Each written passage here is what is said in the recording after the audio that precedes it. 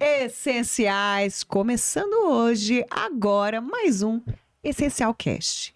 E pessoal, hoje eu tô muito feliz, tem uma coisa diferente nesse Essencial Cast. Hoje eu vou receber uma convidada que eu vou conhecer assim como vocês.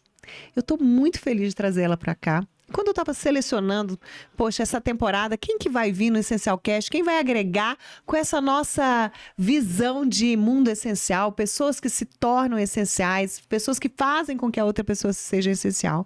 E eu lembrei dela. Nós já tivemos juntas em vários eventos, em vários momentos distintos, mas a gente nunca sentou numa mesa realmente para conversar. E o que me fez colocar essa minha convidada entre as essenciais aqui do podcast Essencial foi todas as vezes que o nome dela é mencionado sem ela estar presente, ela é colocada como uma pessoa importante e que realmente faz a diferença. Então, é uma alegria receber hoje Marisa Fortes para contar o seu segredo essencial de ser essa pessoa que realmente, não importa quem esteja falando, sempre te coloca nesse lugar de uma pessoa de relevância, que faz a diferença com a presença. Quero muito te conhecer e eu acho que eles também. Então, conta pra gente. Bem-vinda. Carol, muito obrigada. Que honra estar aqui, né? Que honra você querer conversar comigo e estarmos aqui trocando coisas da vida, das nossas almas. Isso é tão importante, né? Eu acho que num mundo árido como o nosso, é importante essa conexão, esse encontro. E você também é uma pessoa essencial, que a gente sabe, né? Todas as palestras que eu te vejo, teu brilho, sabe? A tua força, ela acaba sendo transmitida para nós também. Então, temos aqui duas pessoas inspiradoras. Se eu sou, você também é. Que bom estar aqui com você. Que bom. Puxa, já fico emocionada. Só o tom de voz, né, pessoal? Olha só que me toca. Mas, Maris, é interessante, né? Você já me começa gerando insight. E eu sabia que ia ser assim. Quando você fala sobre isso, eu falo, puxa, somos espelho, né? Eu acredito tanto nessa coisa de que o que a gente vê no outro é o que está dentro da gente, de bom, de ruim, de a melhorar ou de... E quando você fala desse jeito, eu falo, poxa, ela tá me vendo do jeito que eu a vejo. E... talvez seja isso, assim, porque quando a gente encontra a nossa missão na vida, eu acho que automaticamente as pessoas olham pra gente, assim, um pouco intrigadas, né? Como essa pessoa é tão serena, é tão pacífica? Eu sempre busco harmonizar. Mesmo quando eu tô brava, eu venho me consultar e falar, Marisa, vamos lá, né? Todo mundo tem a sua verdade, todo mundo tem o seu momento. O momento do outro é dele. Então, tenta calçar aqueles sapatos, né? E isso tudo mudou muito pra mim quando eu tomei contato com conceitos como mindfulness, atenção plena, autocompaixão, mesmo com uma dimensão de espiritualidade que na primeira parte da minha vida não era tão intensa, mas na segunda se tornou. Então, acho que eu respeito muito a trajetória de cada um. E talvez as pessoas vejam nisso algo diferente, né? Não sei. E esse respeito pela trajetória do outro, você acha que vem de um respeito pela sua própria trajetória? Sem dúvida. Todos nós temos vidas. Eu gosto muito de gente, Carol. Para mim, estar aqui com você, conversando, e se você começar a me contar alguma coisa de uma experiência tua, eu tenho interesse genuíno em saber por onde você andou e o que você tirou disso. E talvez isso seja uma coisa, assim, importante. Como eu trabalho com trauma, assim, eu trabalho com depressão, ansiedade, os transtornos mais comuns, né? Nessa vida pós-apocalipse zumbi que a gente viveu. Mas uma das minhas grandes especialidades é trauma. Então, quando a gente trabalha com trauma de todos os tamanhos, a gente acaba entendendo um pouco essas sutilezas do olhar do outro, do entendimento de vida que o outro tem. E potencialmente tudo pode ser um trauma. Até as coisas que a gente olha e fala, ai, que bobagem. Não, nunca é bobagem. Se tá aqui dentro, ou aqui dentro, a gente precisa olhar para isso, né? É interessante, né? Eu fiquei tão focada em conhecer a Marisa Fortes, em conhecer quem é essa mulher, que agora que eu me dei conta que eu te tirei todos os papéis na apresentação, não coloquei né, da sua experiência profissional e tudo, e aí eu fiquei me perguntando aqui, eu falei, realmente, eu te vejo muito além de tantos Então, será que é importante, né? Será que esses títulos todos são importantes perto do que está acontecendo aqui, essa conexão? E você fala, né, de essencialidades, do que é essencial. Isso aqui é essencial. É. Que interessante isso. Já vi que hoje vai me faltar palavras em alguns momentos, gente. Já estou me preparando para aquele branco. Mas vamos lá. Que, aliás, eu acho que é super necessário. Outro dia eu estava conversando sobre branco, né? Eu adoro os meus momentos de branco. Que, na verdade, talvez um conceito para a maioria seja um momento de break, de não saber o que fazer. Para mim, não. É um momento de busca.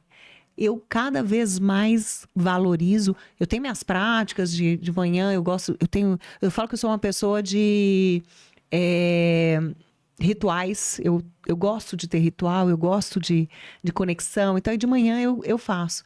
Mas eu fico pensando, cada vez mais feliz durante o dia quando eu consigo ter esses momentos que eu chamo de branco, mas que para mim é um momento de escrita, na verdade. Que é quando eu tô dando uma olhada. E agora, nesse segundo, quando eu tava falando com você, eu tive isso. Tipo, uau, sabe, como que isso tá chegando para mim? Carol, E eu acho que você falou de uma coisa de interesse genuíno, e talvez essa seja a primeira coisa que eu aprendi agora com você aqui, sobre a força do interesse genuíno, né? Carol, esse branco que você trouxe, como as pessoas têm medo do silêncio, né? Eu sei que aqui, cada segundo conta, né? Porque a gente tá gravando, porque a gente tá aqui num papo que tem um registro desse papo, então a gente não pode parecer, assim, perdido e ficar em silêncio. Mas, cara, um dia eu vou te convidar pra gente só olhar uma pra outra e trocar em silêncio. Porque isso também quer dizer, esse branco quer dizer que algo tá sendo processado aqui dentro da gente. Né? Não faz sentido isso, assim? Nossa, faz muito sentido para mim. Eu acho que na verdade, todas as nossas expressões externas são reflexo do que está acontecendo internamente. E quanto mais, a minha visão, eu me dedico a entender o que eu estou refletindo, mais esse reflexo se torna diferenciado ou se torna mais próximo daquilo que eu realmente importo. Mas, para mim, tem muito disso, né? Agora, essa palavra que você trouxe, assim, de primeira, que é interesse genuíno, acho que nunca tinha aparecido aqui desse jeito. E agora eu tô vendo como Vamos falar dos passos, né? O pessoal sabe que eu gosto do passo 1, passo 2, sou uma pessoa prática. Eu acho que é um dos passos fundamentais para fazer com que o outro se sinta importante, para você também se sentir importante, porque, afinal, o interesse genuíno tem que ser por você, pelo outro e etc. Sabe como que isso se manifestou na minha vida? Foi muito cedo, assim, na vida profissional, né? Porque acho que na vida inteira eu sempre fui meio querendo saber das pessoas, eu gosto de gente. Eu fui jornalista. Na verdade, eu sou jornalista porque isso não sai da gente, né? A gente sai disso, mas isso não sai da gente. A gente quer saber um pouco sobre essa mudança aí de carreira, né? Conta pra gente. Mas quando eu era jornalista, pra mim não tinha pauta perdida. Assim, sabe? Você vai entrevistar alguém, ai, que conversa chata, não sai nada daqui. Não tinha. E aí, esse olho no olho, o jornalista, é interessante, qual a correlação, né? Jornalista-psicólogo. O jornalista tem que fazer um vínculo instantâneo. Ele precisa olhar o interlocutor e fazer com que ele confie imediatamente para dizer o que a gente precisa que ele diga. De preferência, coisas inéditas, coisas que não foram ditas, né? Para a gente poder ter um furo, ou ter alguma coisa com o que trabalhar aquela pauta. E aí eu percebia que o meu interesse genuíno na conversa do outro e no que o outro tinha para me contar abria uma espécie de uma comporta nele. E era muito louco porque era totalmente instintivo. Eu só fui entender esse mecanismo depois na psicologia. E o psicólogo, igualmente, ele precisa ter um vínculo. O psicólogo precisa ter um vínculo muito importante com o seu interlocutor, com o seu parceiro de terapia. Porque senão não vai rolar, né? Se não tiver confiança, olho no olho, alegria, leveza no trato de coisas difíceis, eu acho que se perde ali uma dimensão de conhecimento. Então foi assim, foi no jornalismo que o interesse genuíno depois ganhou nome na psicologia. Eu olhava e falava, nossa, eu realmente quero ouvir o que essa pessoa tem para me dizer. E esse insight, eu acho que ele aí foi permeando, né? Pavimentando esse percurso. E como que essa habilidade, ou parece que algo que veio, que, né, provavelmente já faz parte de você, e lógico, a profissão de jornalista, a profissão de psicóloga desenvolveu. Aliás, agora eu começo a perguntar, né? O que veio antes, a profissão ou a habilidade, né? Pois é. Carol, mas olha só, né? Você aqui, fazendo o que você tá fazendo, e eu, como você falou, a gente se conhece de outros carnavais, né? Então, eu já te vi atuando, né? As suas palavras sempre ponderadas, sábias, precisas. E a tua escuta é uma escuta muito legal. Então, será que também você não tem um interesse genuíno Não, sem dúvida no que outro, né? E será que se a gente, ainda que a gente ache que a gente não tenha, se a gente se dedica a olhar para esse outro e pensar assim, nossa, o que que eu poderia aprender com ele? Porque acho que essa é a pergunta. Será que todo mundo não tem isso? Ou, sei lá, muitas pessoas que trabalham com gente? é provável. O que eu acho que mais me impacta, né, que me move, eu sempre vejo a pessoa que está na minha frente como uma fonte de transformação. Eu sempre vejo. Independente do papel que eu estou. Seja num papel de que vai apoiar na transformação dessa pessoa que está na sua frente, o que também para mim não existe isolado, porque não existe você ver um ser se transformando na sua frente sem se você, de alguma parte sua, está se transformando junto. Seja eu nas minhas buscas das minhas próprias próprias transformações. Então, para mim, isso abre um leque em relação ao ser humano, que é uma coisa incrível. Porque eu sempre olho essa pessoa que está ali na minha frente como uma fonte de oportunidade. Oportunidade de realizar meu sonho, minha missão de vida, que é apoiar com que as pessoas se transformem e possam ir para outro lugar melhor, para o seu próximo nível, e também de me transformar. E eu acho que esse é o meu genuíno, né? Meu interesse genuíno, o que alimenta essa minha chama interna. E é muito interessante isso que você fala, porque, né, qual que é a diferença que eu vejo? Tem muitas pessoas que se arvoram resolver os problemas dos outros, né? E, na verdade, a gente não resolve o problema de ninguém. Quem resolve o seu problema é você. Como? Com a nossa ajuda. Então, a gente pega um lampião e a gente ilumina o caminho daquela pessoa e de mãos dadas, eu adoro essa imagem, porque de mãos dadas a gente vai junto rumo à resolução do seu problema. E acho que é um pouco sobre isso, né? A gente transformar pessoas. É a gente servir de apoio para que elas encontrem a maneira de se transformar. E Marisa, esse mundo hoje em dia, aliás, eu acho que o mundo está muito plural. Eu acho que o mundo está diversificado, está rápido, né? Nos impondo essa agilidade também, o que promove várias coisas legais, mas que também promove uma desconexão muito grande de você, da sua missão, do seu ser. E, lógico, eu acho que o seu trabalho é específico, você é cirúrgica, e eu sei disso no que você se propõe a trabalhar, a transformar. Mas também deve ser muito usual a pessoa chegar para você num processo de cegueira muito grande em relação ao processo dela. Talvez não em relação à dor, mas em relação ao processo em si, o gerador. E como que você apoia com que essa pessoa encontre essa verdade, que para mim é o passo mais importante da transformação e o mais complicado também, né? A gente enquanto ser humano, incluindo a gente enquanto ser humano, entender aonde está o ponto que a gente precisa trabalhar naquilo. Como que... Então, que eu acho que a maior qualidade, assim, o maior desafio e a maior qualidade que a gente tem, nós que nos propomos a trabalhar as pessoas, é a gente descobrir qual o ponto exato de não dizer para ela, mas de fomentar a descoberta. Porque não adianta a gente pode dizer, você sabe, Carol, a gente pega, né, com todas as ferramentas e técnicas que a gente tem, a gente olha uma pessoa, mapeia e fala, é isso, dos 3 aos 4 anos, blá, pronto. Assim, a gente pode até entregar esse prato pronto para ela, mas será que ele vai ter o mesmo sabor do que aquele prato que ela cozinhou, que ela temperou, que ela experimentou, não estava bom, foi lá e temperou mais um pouquinho, e que aí finalmente ela vê ele fumegando na frente dela e fala, gente, eu vou experimentar isso aqui porque eu fiz e porque tá uma delícia, né?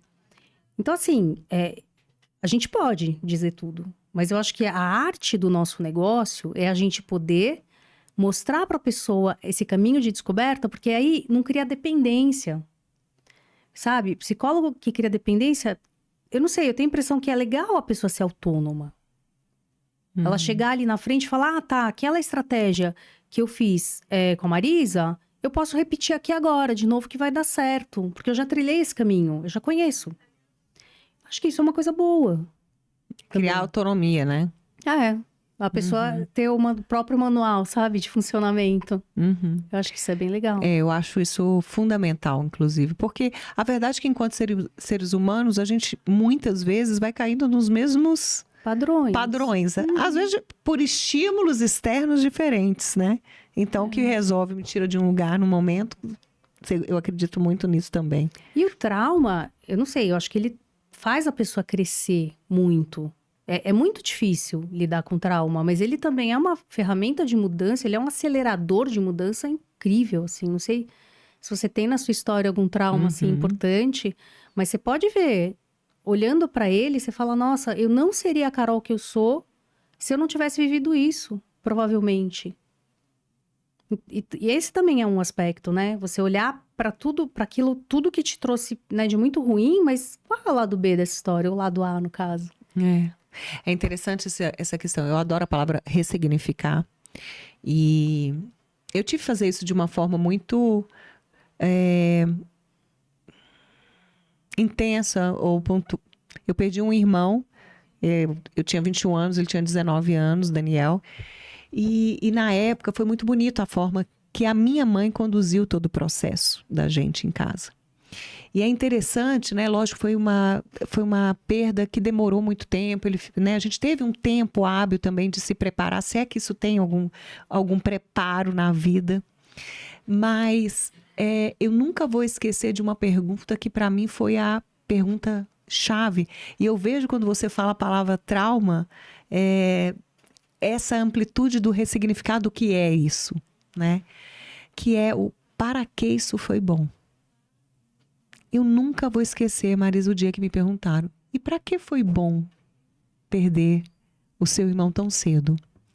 E lógico, eu nunca vou achar bom isso, mas não era essa a pergunta, era o para que foi bom. E não por quê. Exato.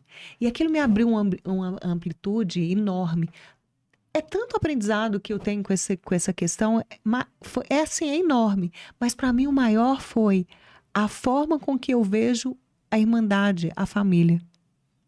Eu tenho outros irmãos e a nossa união, a nossa história, a nossa forma de lidar um com o outro só foi possível por esse episódio e pela visão que todos nós temos sobre ele, né? E pela dor compartilhada. Porque a dor compartilhada nos torna irmãos, ela é irmã, para além dos laços de sangue.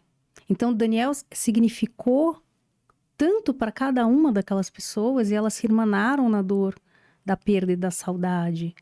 Né? Mas até isso é ressignificado, porque se você lembrar os primeiros dias depois que o Dani partiu, muito provavelmente você vai lembrar de dor, de uma dor que não deixa respirar. Mas depois aquilo vai assentando e sempre vai doer, mas dói de um jeito diferente. Né? E aí as lições que ele pôde te ensinar ao longo da batalha dele, eu nem sei né, como ele faleceu, mas eu imagino que tenha sido uma batalha e que você tenha podido aprender bastante também com esse percurso dele, né?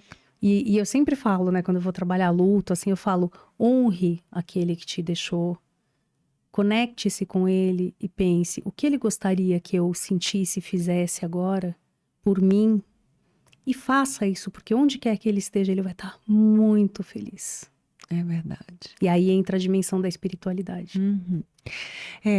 Eu não sei, eu quero saber, inclusive, a sua visão sobre as perguntas, né? Eu sou uma pessoa que para mim, as perguntas têm um poder muito grande. A gente saber, ter coragem de fazer as perguntas, né? E ir em busca das respostas.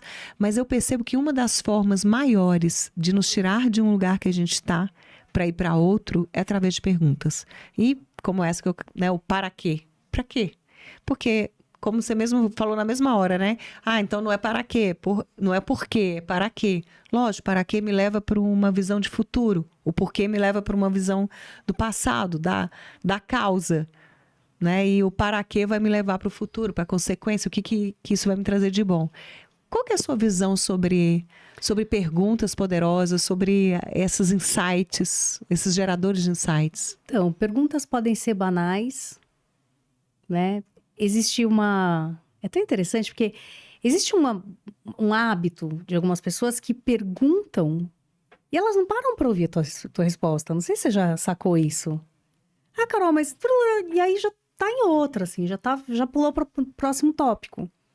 Né? Então, acho que é importante você se conectar com a pergunta que você quer fazer e realmente ouvir a resposta dela. Porque se você fez, é porque alguma intenção você tem com aquilo.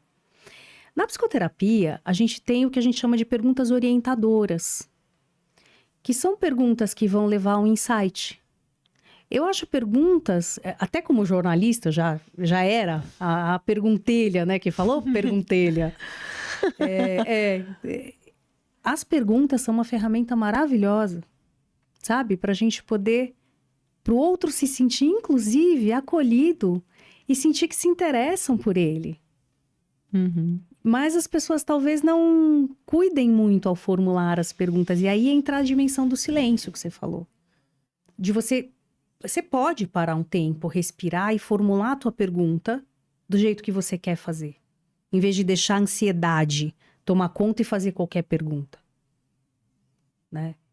Tá tudo bem a gente esperar um pouquinho. E quando a pessoa não sabe o que responder, ela pode dizer que não sabe também. Porque a sementinha já ficou plantada ali. E o cérebro, até numa posição que não é muito consciente, vai ficar intrigado com aquilo. Uhum. Não sei isso, mas eu vou ficar pensando sobre isso até aparecer alguma coisa. E aí um dia você tem um insight. E é o dia que muda tudo, né? E a mágica se fez. Que não é mágica. Exatamente o que eu ia falar, né? O que parece uma mágica, mas na verdade a gente sabe que é um trabalho, é um processo, como né, eu gosto de falar, é um processo de busca mesmo. Marisa, e como a Marisa cuida da Marisa? Como a Marisa faz pra Marisa se sentir essencial? Cara, isso é um desafio, sabia? É um super desafio, porque, assim, muitos terapeutas têm uma coisa que é uma hipercompensação, né, de Madre Teresa de Calcutá. Tem uma pessoa que a gente conhece que falava que eu era a Madre Teresa de Calcutá. Pessoa que conhece muita gente, você sabe do que eu tô falando, né? Uhum. Então, isso é um desafio. Porque a gente tende a se afogar no trabalho, né, para hipercompensar isso. E essa é uma tendência que eu tenho. Então, se eu não ficar esperta, eu trabalho das 7 da manhã às 8 da noite. Eu tenho que ficar muito ligeira nisso. E não deixar que essa tendência me engula, né? Como eu cuido de mim? Bom, você vai dar risada, mas da altura dessa idade que eu tenho, que eu posso falar tranquilamente, tem 51 anos, eu jogo vôlei. Então, eu sou do Master de vôlei, de um time. Notre Damas, beijo. Mulheres poderosas que resolveram parar para jogar vôlei. Porque sim, porque a gente pode, né? Então, eu jogo vôlei. E quando tá quente, eu gosto, no verão, eu gosto de acordar 1 hora mais cedo e nadar. Né? Então, eu vou nadar. Eu medito todos os dias. É difícil, moçada, viu? Mas eu brinco. As pessoas têm uma raiva de mim quando eu falo isso. Eu não sou o dentista da boca podre, Carol. Eu não prego coisas, né? E isso me serve de força motriz. Não sei, você medita também, provavelmente. Sim. Né? Porque se a gente fala pro outro fazer e a gente não faz, como é que fica isso? Então eu vou buscando aí. E eu gosto de ter um espaço de convivência com as pessoas que eu amo. Isso me alimenta muito. Então é uma outra coisa que me alimenta. Mas eu ainda acho, agora fazendo meia-culpa, eu ainda acho que eu preciso caprichar um pouco mais, assim. É legal quando você fala de alimento, né? Eu acho que uma das coisas que mudam totalmente a nossa existência nesse mundo é justamente saber quais são os nossos alimentos. Você deu alguns exemplos do que você faz, mas você falou um alimento do corpo, um alimento para o corpo, outro alimento para a alma, um alimento para o espírito, um alimento para a afetividade, para o coração. E eu vejo muito isso também.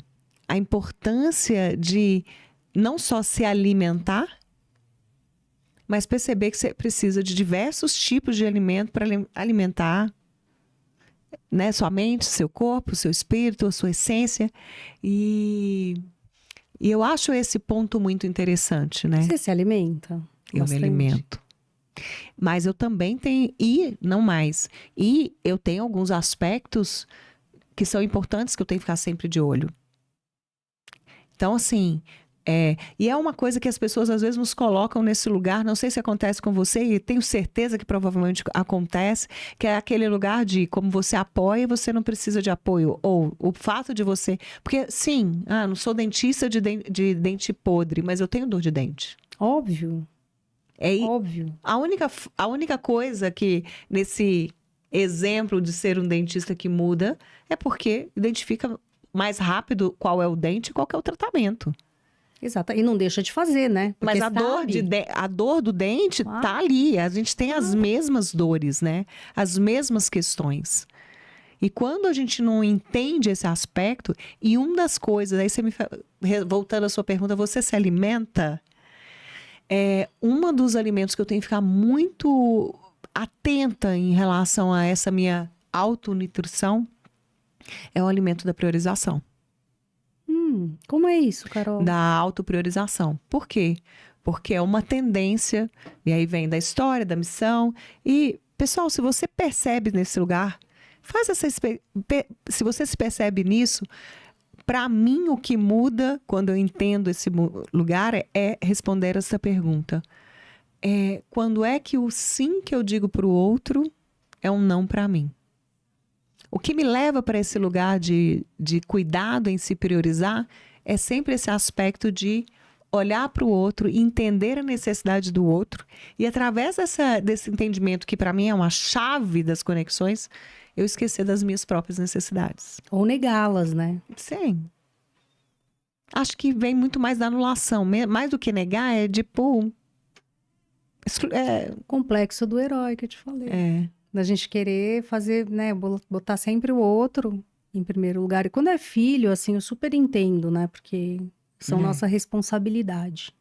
Né? Mas isso que você falou é uma coisa muito forte, muito importante. Perceber essas questões, né? E buscar felicidade, né? Você achou já tão falada felicidade? Todo dia eu acho e todo dia eu esqueço. Essa é uma premissa, para mim, fundamental. Todo santo dia eu acho. E todo santo dia eu esqueço. E eu acho, sinceramente, que esse é o barato da vida.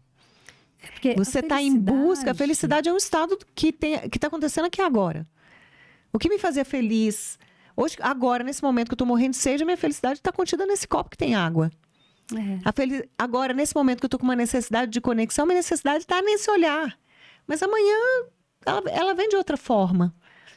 Então, eu adoro estar nesse lugar de uma buscadora de felicidade.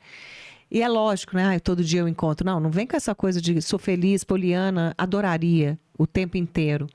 Mas o que eu falo é, quando a minha essência, quando eu estou predisposta a encontrar, quando o meu foco é de realmente encontrar, embora muitas vezes a minha mente me desvia desse foco, eu genuinamente encontro.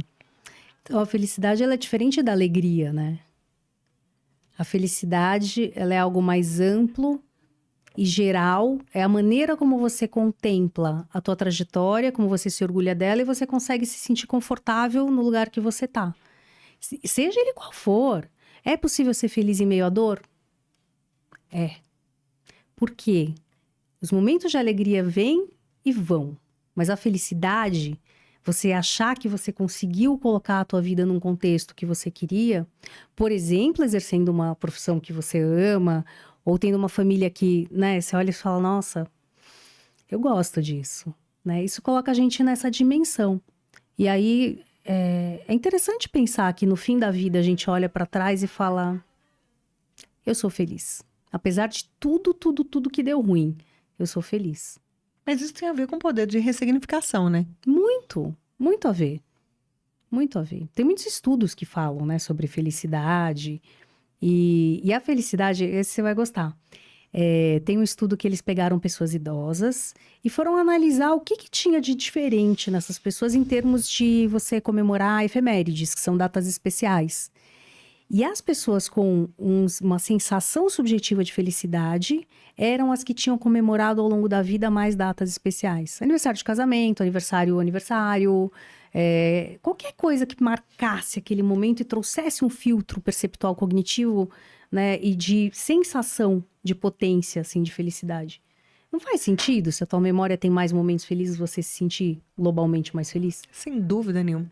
Sabe o que eu lembrei? uma vez um desses treinamentos e era um Rinpoche que estava falando e ele estava falando sobre felicidade. E, bom, gente, para quem não conhece, dentro do budismo, o Rinpoche é uma pessoa com um vasto conhecimento, uma pessoa já respeitada dentro dessa comunidade budista. E aí fizeram uma pergunta para ele assim, Rinpoche, como acordar feliz? E aí a simplicidade, né, da resposta, simples, é só você dormir feliz. Oh my God! Eu falei, tá, agora explica, né? Tipo, meu Deus, ok. Agora, como que eu vou fazer isso, né? Como que... É só você dormir feliz? Putz, pra dormir feliz é você agradecer tudo que você Aí tem. abriu, porque realmente quando você pergunta, como eu faço para acordar feliz? Poxa, desafiante, né? Às vezes você acorda, primeiro pensamento vem do inconsciente, e aí você reclama, sei lá, várias coisas podem acontecer. É um mundo um pouco com menos poder, vamos dizer assim. Mas quando você pensa, puxa, ter o último pensamento feliz, eu posso. É uma decisão. É uma decisão consciente. Adoro, adoro, adoro. É uma decisão consciente. É isso. Né? E aí, uma das coisas eu até faço, né, você tá aí acompanhado com seu filho, eu fico pensando, oh meu Deus, quando a Mia estiver acompanhando, me dando palpites, gente, Bernardo estava aqui dando palpites para ela, estratégicos, sobre a carreira, sobre como uma coisa mais fofa. Mas a Nina, né, eu fico pensando assim, a gente tem uma prática, para quem fez esse sentido, essa coisa de acordar feliz, dormir feliz e tal, a gente tem uma prática que chama Baú das Recordações Felizes. Então, ela ainda tá numa fase que a gente vai dormir, né? Põe na cama. Qual que é a idade da Nina? Tá com 7. Oh, meu Deus. E ainda tem aqueles rituais prévios, né? Ela já tá numa fase de autonomia muito grande, mas até um ritual que eu gosto de prevalecer entre a gente, tirar ela da cama, colocar ela na cama. E aí, a gente faz o baú das recordações felizes, que é ela pensar no momento mais feliz do dia. Ela compartilha dela. Ela compartilha o dela e eu compartilho o meu. Frequentemente eu sugiro isso nos processos que eu conduzo, né, individuais. E é sempre uma técnica simples e que leva a mente da gente para um lugar. E nesse aspecto, é um aspecto, lógico, é uma pergunta forte, vamos dizer assim, né, Marisa? Mas que traz uma concepção. Será que eu já vivi algum momento, algum dia que eu não tive um momento feliz? Se eu estiver predisposta a buscar isso. Se eu entender que, por exemplo, eu acordar e respirar, esse pode ser o meu momento mais feliz do dia. Então, por mais catastrófico que possa ter acontecido, por mais perdas e traumas possam ter acontecido. Não é? A gente pode uma busca. A gente pode decidir olhar para isso. E acho que sim, acho que é possível a gente tirar, né, lições ou o que tem de bom de um dia que não foi um dia tão legal assim. Mas eu acho que isso é uma das coisas que é uma decisão. Assim como ir dormir e ter o último pensamento feliz, né? Também é uma decisão. Você buscar no que você está vivendo algo que tenha validado. Isso é uma coisa que é nova para mim também. É um dos insights que eu estou aí buscando solidificar e entender. Vou compartilhar aqui com vocês. Vai ser maravilhoso ouvir também a sua visão, né? Que é a validação. Que eu digo, puxa, como assim eu me dou o direito de viver um dia que não valeu? Não sei. Como? Eu preciso validar. E eu estou buscando isso. E eu acho que essa palavra, lógico, é um processo de ressignificar, é só um lugar diferente, mas eu fico, puxa, o que está validando isso aqui? O que está validando esse momento? O que está validando esse aprendizado? O que validou esse corte? O que validou esse escorregão que eu acabei de tomar? Sabe? Entendi. O que valida? Validou no sentido de deu valor a isso. Qual o valor? Porque na psicologia a gente tem esse termo de validação, ele é muito usado quando você acolhe o que o outro está dizendo, ainda que não tenha nada a ver. Sim, lógico. Sabe assim, tipo, você tem todo o direito de dizer e sentir isso. Agora eu vou te falar a minha visão. E aí você entra com a tua visão. Então você tá validando o sentimento e o discurso do outro. É muito usado com criança e tudo. Sim. Né? Bem, Mas o acolhimento primeiro, né? então, por exemplo, um dia a Nina acorda virada, né? Porque sim, porque é assim mesmo, né? A gente que é mãe, a gente sabe como é que funciona isso daí. Aí não quer tomar o café da manhã. E aí acha ruim com você, fica brava. E aí se vira pra Nina e fala, Nina, a mamãe super entende que você tá brava. Você não quer comer, óbvio. Ninguém gosta de alguém que fica querendo forçar a gente a comer se a gente não quer comer. Você tem toda a razão. Filhinha, olha só, você vai passar a manhã inteira na escola e você vai ter fome. E eu sei que você vai sentir fome. Então eu vou te pedir pra gente reconsiderar isso e negociar. Você não quer comer tudo? Come pelo menos metade da banana. É. Aí você, né, você entrou com a tua demanda, mas você validou o que ela estava sentindo. Uhum. E ela tinha toda a razão de sentir isso no contexto que ela estava ali, que a gente não sabe qual é. Mas no sentido de dar valor para as experiências, Carol, que você está falando, e você falou que você está lidando com isso agora, né? É um exercício muito legal. E eu vivi agora recentemente um processo de desafio mesmo, um processo que me tirou me modificou totalmente a minha visão em relação a um aspecto específico e que me levou para lugares diferentes. E aí eu estava naquela busca de ressignificar, mas aquilo não estava preenchendo a minha alma, sabe? Porque era como, nesse aspecto, era como achando uma justificativa ou buscando. Mas na hora que eu falei, eu quero saber o valor de ter vivido isso, o valor de estar vivendo isso. Mudou tanto. E hoje é uma pergunta que está me ressonando muito. Qual que é o valor que isso que eu estou vivendo agora tem? Qual que é o valor desse aspecto? Qual que é o valor desse tapa na cara? Qual é o valor? E deixa eu te falar, se você não achar o valor, Carol, você sempre vai poder dizer, daqui a 10 anos, daqui a 5 anos, daqui a 1 ano, eu vou entender o valor. Porque daí a minha ativação emocional já não vai estar tão, né, efervescente e eu vou conseguir compreender. E aí entra a dimensão da espiritualidade, que é a fé. Quando a gente não acha o valor, quando a gente não consegue ressignificar nada naquele momento, a gente se agarra. Mas aí tá o valor, né? Aí tá o valor. Aí tá o valor. Porque aí você entrega. É o reforço da fé. Você entrega. Não preciso controlar isso, não. Se tá acontecendo aqui que eu não posso controlar, tá tudo bem. Lembrei de uma história sobre essa questão do tempo, que eu adoro essa história. Havia um príncipe, e esse príncipe estava tinha um mentor que estava apoiando ele a se preparar para um dia ser um grande rei. E ele realmente fazia tudo que esse mentor dizia para ele fazer, e etc. Era um príncipe, vamos dizer, perfeito. E até que um dia o mentor, do nada, chegou e deu um soco na cara dele. E esse soco foi tão forte que desconfigurou ele completamente.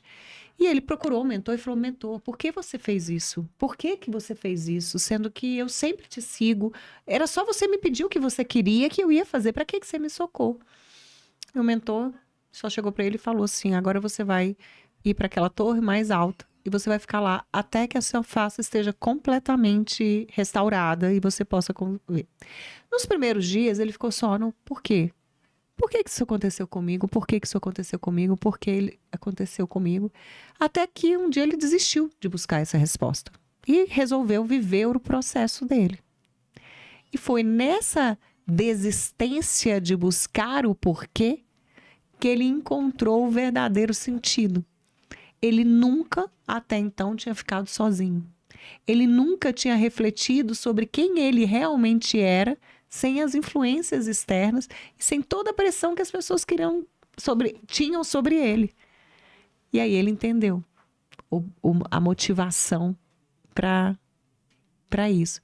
Mas demorou tempo. E às vezes a gente precisa, né, desse tempo para entender as respostas que a gente está buscando. E talvez a gente possa até conquistar isso sem ter que desfigurar o rosto, né? Tomara que a gente não precise tomar umas porradas da vida pra gente entender certas coisas. A gente aprende por vários meios, né? Mas o melhor é aprender pelo amor ou pelo exemplo, né? Verdade. Mas infelizmente muitas vezes o aprendizado vem pela dor. É verdade. Fala sobre essa questão especial, né? Essa habilidade, essa especialidade que você tem de criar, de trabalhar com traumas. Pra gente como é um pouco desse processo. Eu acho que tem muita gente que quer ouvir e entender um pouco. Então, claro, tem a base, né, que é a terapia cognitivo-comportamental, que é a que eu exerço, a que eu escolhi há muito tempo, é uma abordagem. Mas, logo depois que eu me formei, eu tomei contato com uma técnica. Naquele momento era técnica, hoje já é abordagem, porque se desenvolveu muito ao longo dos anos, chamada EMDR. Eye Movement, Desensitization and Reprocessing. Que é exatamente sobre isso, sobre você fazer um reprocessamento de memórias traumáticas. Então, você vai lá, a memória traumática, ela vem, né, o hipocampo arquiva, bota ali na memória de longo prazo e aquilo configurou um trauma porque ela é colocada dessa maneira, sem a elaboração. Então, ele vai lá, desarquiva essa memória, faz um reprocessamento desse episódio em si e você consegue integrar a razão com a emoção a partir dessa técnica. Então, é uma coisa muito louca você pensar que... E ela foi usada com as pessoas do Vietnã, né? Os egressos do Vietnã. E aí se descobriu que realmente ela era bastante eficiente. E ela é bastante eficiente para os traumas. Uhum. E aí tem todo um estudo do porquê isso acontece. Nunca se chegou, agora está se chegando assim, a conclusões mais neurológicas sobre isso. Mas quando foi criada lá atrás, não se sabia, né, exatamente por que isso funcionava, mas o fato é que funciona. E aí a gente aprende a ter uma dimensão do trauma, que é a seguinte: quando a gente aceita que aquilo pode ser visto de outras maneiras e que aquilo trouxe alguma coisa boa, que é exatamente sobre tudo que a gente está falando aqui, né, que houve um sentido, a gente dá um sentido para aquilo, a gente começa a suavizar e a curar essa estrutura que foi ferida ali. Né? Só que a gente precisa estar disposto a deixar isso acontecer. E claro, tem todo um aspecto neurológico, né? Que é uma ativação de amígdala via gatilho, aí a pessoa fica estressada, começa a ter, às vezes, sinais físicos, como no dia do trauma. Mas isso tudo num processo de psicoterapia, ela pode trabalhar. O que eu quero dizer é, se você tem um trauma e você não conseguiu ainda absorver isso, processar isso ou reprocessar isso, procura um psicoterapeuta porque ele vai te ajudar. Às vezes a pessoa fica tentando sozinha e é um lugar muito solitário esse, Carol. Sabe? A gente precisa falar. O Freud tinha razão nisso, né? A cura pela fala. A gente falando, a gente vai se ouvindo e ressignificando isso também. E o que você acha que é o maior impedimento da busca pela ajuda? Vergonha, medo de não preencher as expectativas do outro. Olha que interessante, né? Às vezes a pessoa vai para um processo, deve ter acontecido já com você, de chegar uma pessoa no processo e a pessoa fantasiar que você quer que ela seja isso, que ela faça aquilo, e aí ela acha tudo aquilo muito grande e acha que não vai dar conta. Aí é hora de sentar e fazer uma DR. Então, esse é um outro aspecto também. Às vezes a pessoa simplesmente acha que aquilo não vai ajudar, ela não acredita no potencial daquilo. Às vezes, ela acha que ela, indo buscar ajuda, ela vai realmente assumir que ela tem aquilo. E muito dos jeitos de lidar com isso é colocar embaixo do tapete. Só que você pode ir acumulando embaixo do tapete, um belo dia você vai tropeçar naquilo. É inevitável que você tropece naquilo. Então, essas são algumas razões que eu vejo que as pessoas, né, sentem, sei lá, tem uma barreira de buscar ajuda. Eu acho que tem... Nossa, te escutar faz muito sentido para mim, faz muito sentido pelo que eu vejo, pelo apoio. E eu acho que uma das coisas também é os ganhos secundários. Pode ser. Ganho secundário é algo muito poderoso. Que é uma coisa que às vezes a gente não se vê nesse lugar. Aí eu quero te perguntar, existe... Aí perguntando, né, tecnicamente, a pessoa está em um processo de trauma, mas não se identificar nesse processo? Ah, muitas vezes. Muitas vezes. E outra, o trauma, ele muitas vezes pode pôr a pessoa num lugar muito confortável, que é o que você está falando do ganho secundário. Né? Então, puxa, tadinha, né? Ela foi assaltada, ela não consegue agora pegar um ônibus ou um metrô e ir para algum lugar, então vamos deixar o motorista à disposição, porque daí ela vai tranquila, volta tranquila, eu acompanho, então ela não se sente mais sozinha, né? Ou ele, por exemplo, viveu uma situação limite, né? E aí tudo bem, sabe? Ele ficar só em casa, porque afinal de contas ele tá traumatizado. Então, aquilo lá, esse ganho secundário, que é a atenção das pessoas, por exemplo, ou a liberdade, ou o dinheiro, né? Então a família fornece tudo para aquela pessoa não continuar o processo de sofrimento. Mas aí a pessoa acaba se perdendo naquilo, porque aquilo não preenche totalmente verdade. as necessidades. É.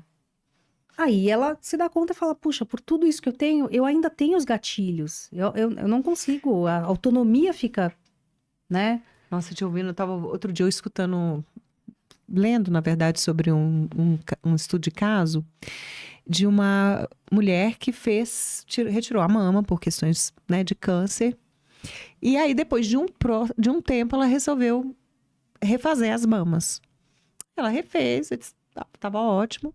E aí, depois de um tempo, ela voltou e pediu pra tirar. Olha só. E aí, não é por ser algo totalmente fora do contexto, do usual, foram fazer um estudo. E a verdade é porque ela começou a perceber que depois que ela restabeleceu as mamas, ela saiu do lugar de... O marido não dava mais atenção, o filho voltou para a faculdade, para os afazeres dela. As amigas que se revezavam para cuidar dela pararam de ir. E ela se viu num lugar onde... perdendo aquele lugar de atenção. Tudo voltou ao normal. Que era uma busca. E ela chegou nesse nível de solicitar, quero que retira. Então, e olha que interessante, a partir disso, provavelmente ela pôde entender como era a vida dela antes disso. E sei lá, talvez com ajuda Sim. empreender formas Aí eles de mudar. falam, né, um estudo falando de onde surgiu e como é que já era a busca pela atenção era algo que já Nossa, vinha Carol. dela, né? Era uma das necessidades que vinha, provavelmente a gente sabe, lá da infância, naquele período ali de 6 meses a 2 anos e meio, que é quando a gente tem essa necessidade maior e quando não é suprida. Mas aí foram se identificando vários processos na vida dela, na qual ela se colocava nesses lugares para poder obter essa atenção.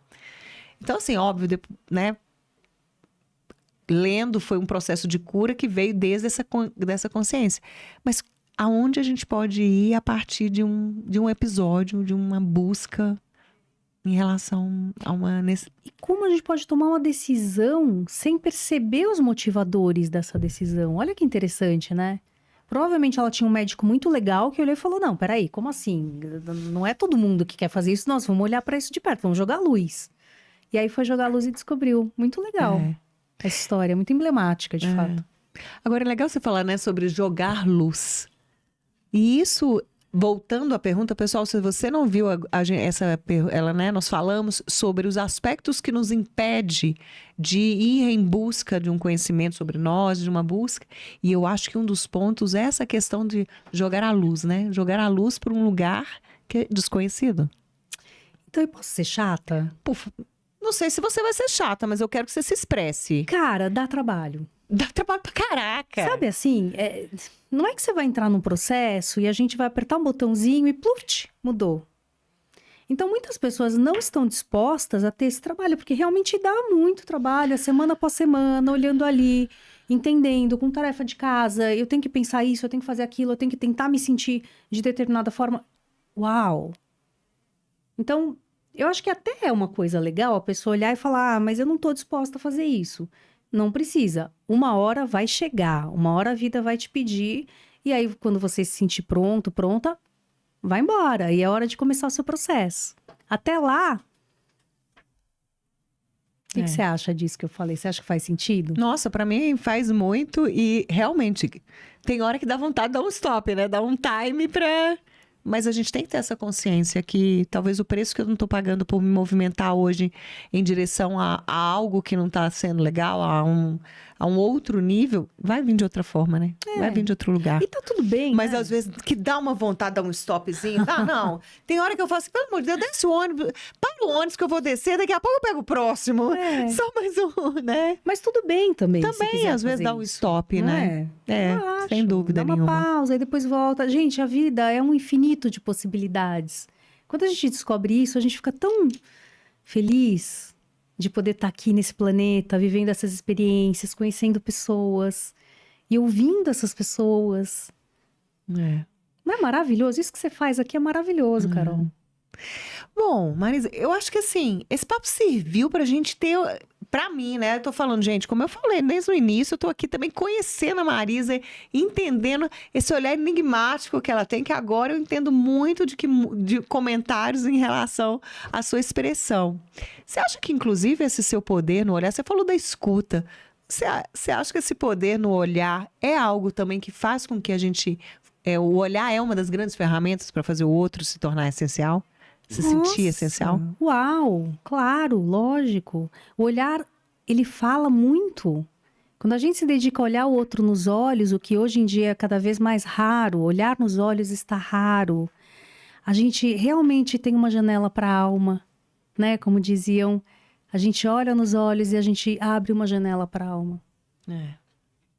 É isso mesmo. Mas o mais importante é ter bons olhos ao olhar bons olhos. Porque se você olhar para o outro com olhos de desconfiança, você pode interpretar esse olhar como uma crítica, como isso, como aquilo. Então, tenha bons olhos ao olhar o olhar do outro. A intenção, né? Poder da intenção. Eu acho que é outro ponto também que eu percebo, né? Nem sempre a gente vai ter consciência se a nossa ação foi correta, se aquilo era a melhor coisa que a gente tinha para fazer. E sempre que eu tenho dúvidas sobre as minhas ações, eu busco qual foi a minha intenção. E no geral, é muito gostoso entender. Tá, ok, essa ação não foi a melhor. Não me levou ao resultado melhor. Mas é tão gostoso estar em paz com as suas intenções. Estar em paz. Carol, isso que você falou mudou minha vida. Né? Olha, e aí, se você estiver conectado com as suas intenções, onde estão seus erros? Porque a gente erra muito. A gente precisa aprender autocompaixão, a gente erra muito, a gente precisa aprender a se perdoar. Isso que você falou pra mim foi assim, eu aprendi muito, obrigada. Porque, no geral, a minha intenção é muito boa mesmo, mas às vezes a gente faz as coisas atrapalhado. Porque a gente é humano, somos humanos vivendo uma aventura humana nessa terra e humanos erram. Não, adorei. Humanos vivendo aventuras humanas nessa terra. Imperfeitas. Serve muito com uma que eu gosto muito, que é ser humano. Aquele que faz o melhor que pode com a consciência que ele tem no momento, né? Então, é isso, é perfeito é isso que você falou. Bom, Marisa, a gente nem chegou a falar sobre os insights de 10 segundos que você aí coloca. Só fala um pouquinho da história, até pra gente poder ir lá no seu Instagram. Fala já o Instagram, fala aqui pra gente. Porque... @Marisa com S, Fortes. Esse nome, né, gente? Fortes. Não é portes, não é sortes, é fortes. É tudo menos, né? Então, por que o Insights de Psicoterapia em 10 segundos nesse oceano, né? E garrafas com mensagens nesse oceano de gente? Porque eu comecei a trabalhar meu Insta com uns insights de psicoterapia, que eram uns quadrinhos coloridos, assim, que era uma terapia para mim fazer aquilo. Uns quadradinhos com mensagens curtas, mas que eram extremamente reveladoras e ajudavam as pessoas. E eu comecei a receber um monte de DM. Gente, isso aqui fez meu dia, isso aqui fez meu dia. E é isso, o que é o Insta, ou a internet, ou as redes? Se não um grande oceano no qual as pessoas vão pensando informações aqui e ali, umas fazem sentido, outras não. É uma loucura pensar que então a gente joga ali as nossas garrafas nesse oceano de gente e algumas vão parar no lugar certo, porque era ali que elas tinham que aportar.